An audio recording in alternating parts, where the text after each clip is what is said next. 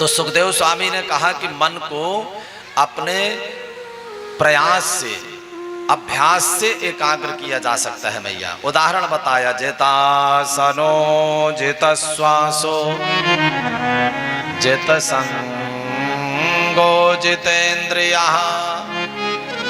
सबसे पहले भैया एक आसन में बैठने की आदत डालें, अपने आसन को जीतना।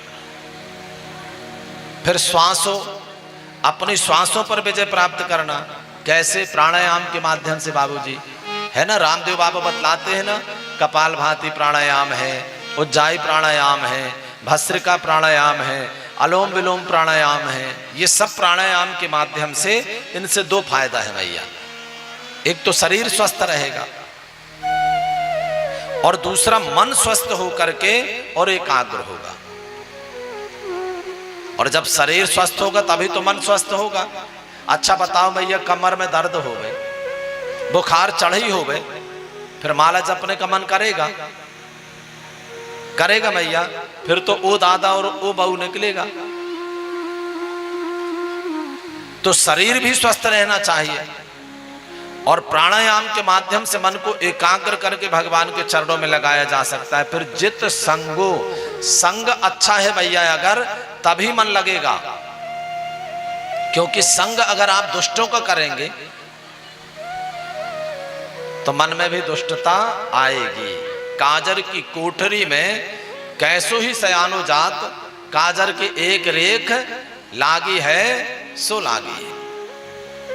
इसलिए संग अच्छा होना चाहिए और जितेंद्रिय होना चाहिए भैया। ऐसा नहीं कि रात के 11 बजे फुल्की खाने का मन करने लग जाए तो लड़ बैठे, अब भी चलेंगे कटनी चाहे कुछ हो जाए। क्यों? फुल्की खाना है। ले, जितेंद्रिय होना चाहिए। रात के, ये नहीं कि रात के 11 बजे मन करने लग गया रसगुल्ला खाने का, तो लो पहले रसगुल्ला ही बनेंगे, अब चाहे कुछ हो जाए। कुछ लोगों की आदत होती है ना भैया। कहा जितेंद्रिय होना चाहिए। आपका मन करता है ना रसगुल्ला खाने का, आज मन करे तो आज नहीं खाना,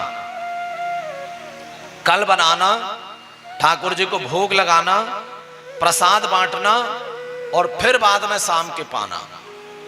आपका स्वाद भी पूरा हो गया और इंद्रियां जिस समय पर उसकी इच्छा जाहिर करती हैं, उस समय जब आपने नहीं दिया तो इंद्रियों की धीरे धीरे आदत छूट जाएगी। इसलिए जितेंद्रिय होना चाहिए।